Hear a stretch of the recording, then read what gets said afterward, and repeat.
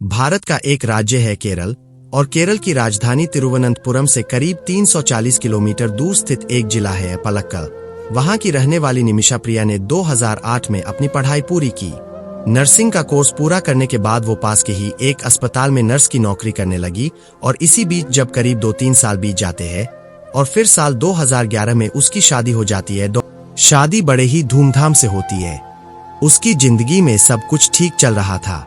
वो अपने पति से कहती है, अगर आपको कोई आपत्ति न हो तो क्या हम विदेश चले, क्योंकि उसका पति ज्यादा पढ़ा लिखा नहीं था। इसलिए उसका पति अपनी पत्नी की बात मान लेता है और वो एक देश की तरफ चल पड़ते हैं, यानी वो यमन देश की तरफ चल पड़ते हैं। वहां जाकर पति अपना काम जैसे कार चलाना या ऐसा ही कुछ काम करना, लेकिन निमिषा प्रिया अस्पताल में जाकर नर्स का काम करने लगती है और उन दोनों का जीवन बहुत अच्छा चल रहा था। 1 साल बाद उनकी एक बेटी हुई। बेटी के जन्म के बाद अब दोनों में से एक आदमी को काम करना पड़ता था और दूसरे आदमी को बेटी की देखभाल करनी पड़ती थी। तो पति घर की जिम्मेदारियां संभालने लगता है और पत्नी निमिषा प्रिया एक अस्पताल में काम करने लगती है। लेकिन जैसे जैसे समय बीतता है, इस घर में आर्थिक तंगी का दौर शुरू हो जाता है। आर्थिक तंगी का दौर इस तरह से शुरू होता है कि उसके पति को कहीं काम नहीं मिलता, तो पति कहता है कि निमिष, अगर तुम्हें ऐतराज न हो तो हम यहाँ से अपने गांव, अपने वतन चले। तो साल 2014 में निमिषा के पति अपनी छोटी सी बेटी को लेकर भारत चला जाता है, लेकिन निमिष वही रह जाती है क्योंकि उसका काम अच्छा चल रहा था। लेकिन कुछ समय बाद यमन में गृह युद्ध शुरू हो जाता है। जैसे ही वो भारत की तरफ रुख करता है तो उसे पता चलता है कि यमन की राजधानी सना में तो लोग एक दूसरे देश के दुश्मन बने हुए हैं। हद तो तब पार हो जाती है जब राष्ट्रपति के सरकारी बंगले पर भी कब्जा कर लिया जाता है। हालात इतने खराब हो जाते हैं कि उसके बाद एक और ऐसा दौर आता है। विदेश से इस देश में आने वाले लोगों के वीजा बंद कर दिए जाते हैं और अब कोई नया वीजा जारी नहीं किया जा रहा था। जब वहां की सरकार ने ही ऐसी पाबंदी लगा रखी थी, तो ऐसी स्थिति में निमिषा अपने पति को फोन भी नहीं कर पा रही थी और उसका पति भी उसे फोन नहीं कर पा रहा था, उससे संपर्क नहीं कर पा रहा था। फिर कुछ दिन बाद निमिषा की दोस्ती एक स्थानीय व्यक्ति से हुई जिसका नाम तलाल था, और वो दोनों एक दूसरे के बहुत करीब हो गए। दोनों ने मिलकर एक निर्णय लिया कि क्यों न हम अपना खुद का अस्पताल खोलें। अगर हम अपना खुद का अस्पताल खोलेंगे तो अच्छी आमदनी होगी, तो सब कुछ ठीक चलने लगेगा। तलाल ने कहा कि ये बहुत अच्छा है। तलाल और निमिषा इसके लिए पैसों का इंतजाम किया और अप्रैल 2015 में वहां पर एक अच्छे स्तर का अस्पताल खोला। अब यहाँ से वे दोनों अपना काम कर रहे थे।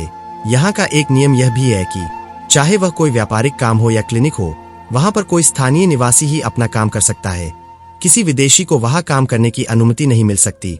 इसलिए नर्स मजबूर थी, शायद आर्थिक मजबूरी भी थी, और वहां का नियम कानून था और वह उससे बंधी हुई थी। इसलिए अब तलाल और 2 मेहदी मिलकर अपना काम शुरू करते हैं। सब कुछ ठीक चल रहा था, लेकिन जब भी तलाल को मौका मिलता, वह एकत्र किए गए धन का गबन करना शुरू कर देता था। नर्स निमिष से कहती थी कि इन पैसों से हम अपने क्लिनिक का और विस्तार कर सकते हैं, हम इसे और बड़ा रूप देंगे। अगर ज्यादा पैसे एकत्र हो जाएंगे तो काम अच्छे से हो सकेगा। लेकिन फिर देखते ही देखते कभी कभी उन दोनों के बीच में बहस भी हो जाती थी। नर्स और वह व्यक्ति जो डॉक्टर था, उन दोनों के बीच में विवाद होता रहता था। धीरे धीरे विवाद बढ़ता जाता था और नर्स अब उस क्लिनिक पर कम ध्यान देने लगती और क्लिनिक बढ़ने की बजाय नीचे की ओर जाने लगता, यानी उसमें घाटा होने लगा और वह लगातार कर्ज में डूबने लगते हैं। यह देखते देखते दोनों के बीच में विवाद होने लगते हैं, लड़ाई शुरू हो जाती है, और इस लड़ाई के बीच में तलाल को नशीले पदार्थों का सेवन करने और ड्रग्स जैसी चीजों का इस्तेमाल करने की आदत लग जाती है। यूं जब उन दोनों में लड़ाई होती है तो तलाल इस लड़ाई का फायदा उठाता है और नर्स का पासपोर्ट और वीजा अपने कब्जे में ले लेता है, उसे छुपा देता है और लड़की को गुलामों जैसी जिंदगी जीने पर मजबूर कर देता है। मीडिया रिपोर्ट्स में कहा गया है कि तलाल कभी कभी अपने दोस्तों के साथ उसके घर आता था, और जब भी वह उसके घर जाता था तो अपने दोस्तों को भी साथ ले जाता था और वह नर्स के साथ शारीरिक संबंध बनाने की कोशिश करता था। वह उसके साथ जबरदस्ती शारीरिक संबंध बनाने की कोशिश करता था और नर्स इसका विरोध करती थी। तब नर्स ने सोचा कि क्यों न उससे छुटकारा पाया जाए, और हद तो तब पार हो गई जब नर्स की शादी की तस्वीरें, जब 2011 में भारत के केरल में उसकी शादी हुई तो उसने उन तस्वीरों के साथ छेड़छाड़ की और उसके पति के चेहरे पर अपनी फोटो लगा दी। वह पुलिस के सामने दावा करने लगता है कि वह मेरी पत्नी है।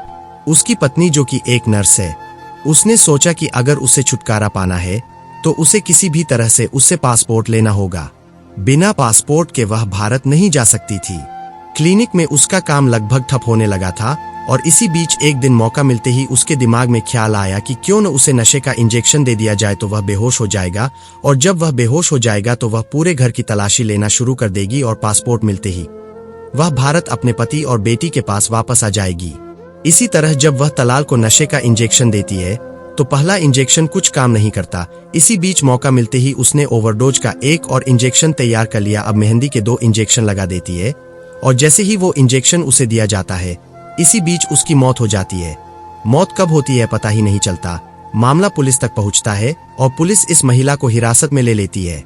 साथ ही जो व्यक्ति तलाल अब्द मेहंदी है उसके परिवार ने FIR दर्ज कराई।